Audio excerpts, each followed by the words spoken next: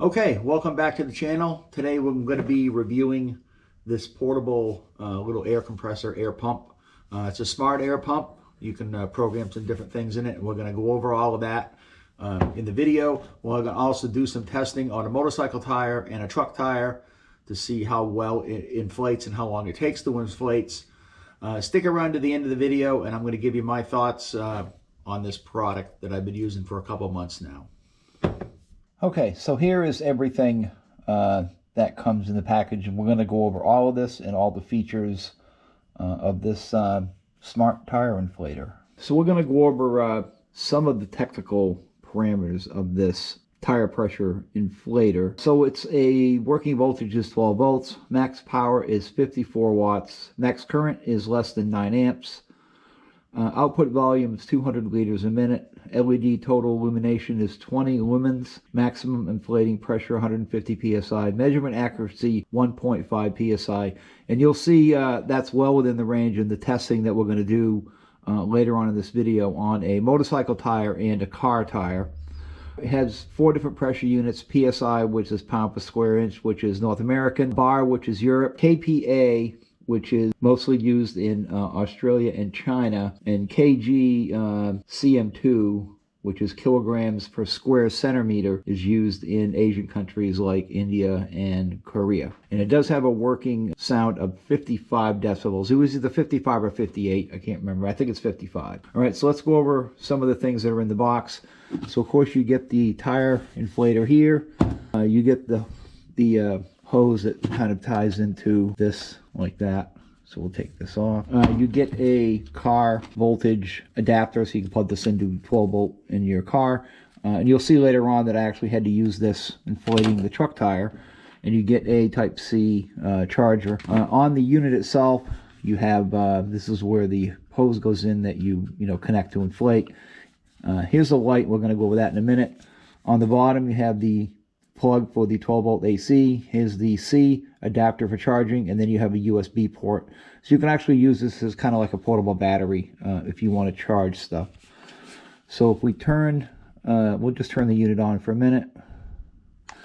So some of the other things you get a couple O-rings which go on here, on the end over here. You get a couple valves for, these are for like pool toys, like inflatable pool toys, things like that have that type of nozzle on them. You get a basketball or a football one, and then you get this one, which is for a bicycle tire. So I'm assuming the Schrader valves in a bicycle tire are smaller than this, because this is a small one here, and then this just goes in there like that, and you clamp it on for a bicycle tire. So on the unit right now, I haven't fully charged it. It'll be 4 bars, 3 bars if it's fully charged. There's a plus and a minus sign here. And then this is where you change the modes. This middle button here, if you hold it in, it'll shut the unit off. And if you hold it in, it'll turn it on. And then you press it once, and it goes on. This up here is called SOS, and what this does is activates this light. So let me shut the lights off here in the garage. We'll see how bright these things are. Real bright, because I have windows behind me. So if you hit this, you can see that's, it's not too bad if you're on the side of the road. I wouldn't really rely on it. You hit it again, and it actually does a slow flashing red light. Do it again, and it kind of flashes faster. So again, this is only like 12 lumens. Hit it one more time, and it goes off. Okay, so let's go over the features of this inflator. So we've got 5 buttons here. We got the middle button. If you do a long press, it turns it on. Another long press will shut it off. If you do a short press, it turns the pump on. On the left side, we have a plus and minus. Plus means you add pounds. Right now, we have it preset. You can see the car up here. Let's move that down to the car. So you can see it's preset to 36 pounds. Once it goes off and it goes to 0, then you can hook it up and you can pump that up to 36 pounds. Each one of these 4, whether it's the car, the bicycle, the motorcycle, or the basketball, all have the same amount. These are just placeholders. So you could actually put 150 pounds in the basketball one. It doesn't matter what you put in there. They're just placeholders for different things. So we'll go back up to the car. If I wanted to add more pounds, I'd wait till it stopped flashing, then just add a pound like that, half-pound increments, let it stop flashing, and it goes off. And that's when you want to start it, is when it goes back to 0. Same thing when you get down to the bicycle, 11 pounds. I don't know what a bicycle is. I don't have a bicycle, so I don't know what that would be. Motorcycle, 30 pounds was for the Sportster, 36 pounds front and rear for the Springer and the Deluxe. The shovel, I think, is like 15 pounds up front and 20 in the back. I don't remember offhand, but anyway, that's how you change that stuff. In order to change it from P to PSI, to like the different ones, you hold it in, and it goes to the KPA. Hold it in again, goes to the KG CM2. Hold it in again, goes to bar. Then you can set the pressure wherever you want. Hold it in again, and it goes to PSI. So now if we hit the PSI thing again, we can see it's at 8 pounds. So it doesn't lose the initial setting that you did. So you can put different settings in if you want to use bar, if you want to use it, whatever. So we'll go back up to the car, which is 37 pounds. I believe that's what the truck was that we're going to do. It's 37 pounds.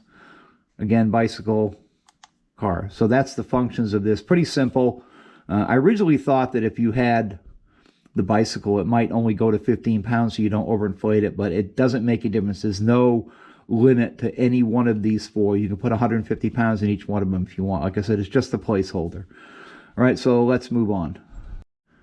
Okay, so just a quick addition to this. We're going to go over some of the claims that the ad on Amazon makes. So it does come up as 55 decibels, if you can see that for time.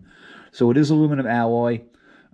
Disregard the 2100 milliamps, 21,000 milliamps minus 78,000. Inflation speed is 3 times faster than ordinary cordless inflators on the market, with a 35% increase in power.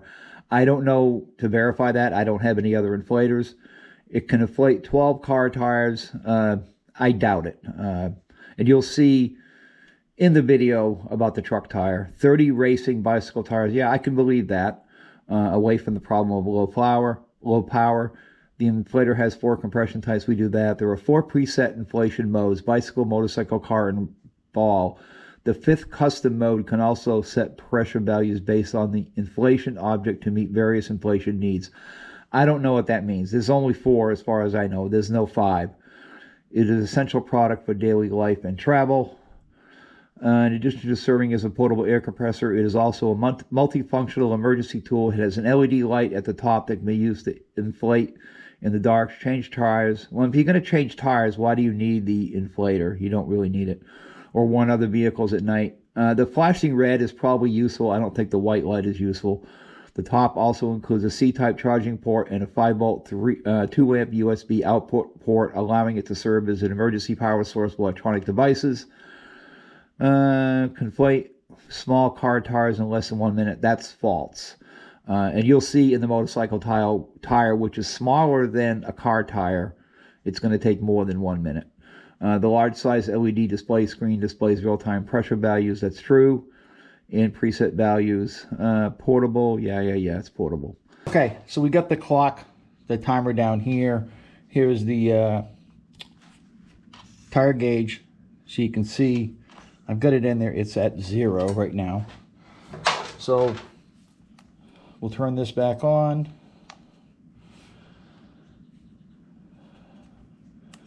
And you can see it's at 30 right now. So let's hook this up. And we'll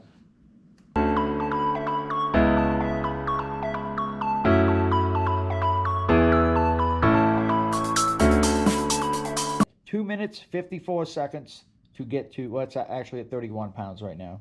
So 2 minutes 54 seconds to get to 30 pounds, I'll say. So we'll take that out, and now we'll measure it with this.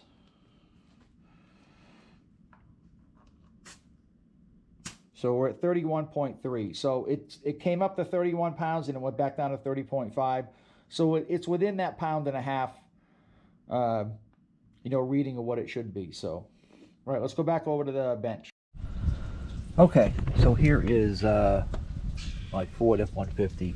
So I didn't completely deflate it, but you can see if you look at this, there is 5 pounds in it. I don't want to completely deflate it. I don't want to take a chance on having the bead coming off of this. So we need to do 38 pounds. So we'll put this on the car. So it's at 38 pounds. Right, so now we have 0. We'll go up to this. Right, so see it's registering 4.5 pounds on there.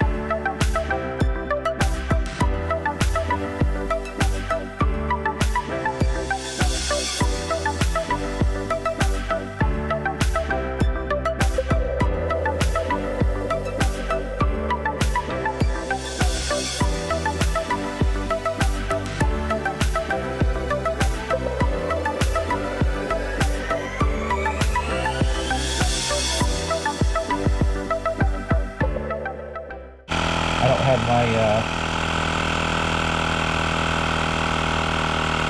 my oh, so it stopped. Okay, so we're going to plug this in because it might have just run out of power, so we'll keep going.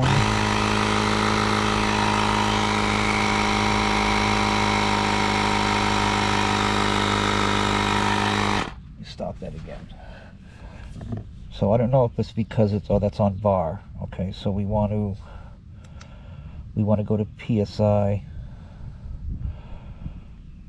All right, so we're at 33.5 with PSI. We're going to start again, resume, and now I have it plugged in. You can see it's got 4 bars.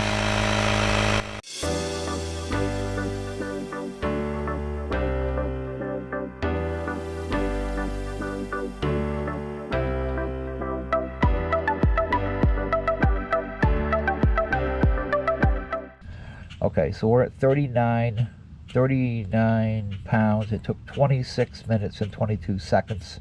So this had 5 pounds in it, so it took 34 pounds for 26 minutes. So it's about 1 minute and 10 seconds a pound, somewhere around there. So let's check. See, it's going between 39 and 30. So let's check and see with this how close we are. So we're at 39.6, and that said 39.1 or something like that. I forget now. So we're within the tolerance of it. So right, let's go back inside and we'll recap this. Okay, so you saw the videos of the testing. It works fairly well on a motorcycle. I don't know that I would really deal with it on a car or a truck. Really, I mean, you're going to have a spare tire in your car or a truck anyway, so I'm not sure why you would waste 25 minutes trying to inflate a truck tire. In its defense, I don't think it's really made so much for that. Of course, you also got to look at the size of the tire. I think the truck tire I have is 235 17s. I could have done it on my car, which I think is 15s or something like that on the car. I don't remember. But you also got to remember the amount of force that this is putting out. It also has to lift the truck up because it does drop the truck down about 2 inches with a flat tire. So you have to lift that up as well. So that could have been why it was struggling to do it. I don't know the whole physics that's involved in it. That's, for another video. But I'm sure there's formulas to figure out how much volume is being put in at one time and lifting the weight of the truck up when it does it. So anyway, I use this around the house. I'm pretty happy with it. I use it out in the lawn tractors. I use it on carts that I haul behind the lawn tractors if I need it.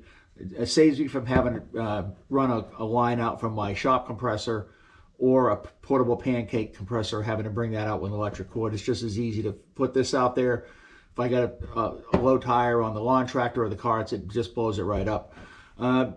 Motorcycle wise, I probably would, if I'm going on a trip, carry this, because it does, you know, act like a battery source with this in the back. You know, it's good if you go out and if you're on a trip and you check your air pressure every day before wherever you're going, and you're a couple pounds down. This would work fairly well. I wouldn't bother carrying this in a car. I mean, I have roadside service in my vehicles. Plus, I have spare tires, so I don't really see the need to carry this in a car or truck. But this really would work well for a motorcycle. So anyway, I'll leave a description below. Just so you know, I am not sponsored by this company in any way. I am just an end user of this. So I do think it's, you know, worth the money that I paid for it. How long it's going to last, I have no idea. We'll just have to see, you know, long-term use a year. I've only had it a couple months, and I've used it quite a lot in the last couple months. So anyway, thanks for watching, and I'll see you in the next video.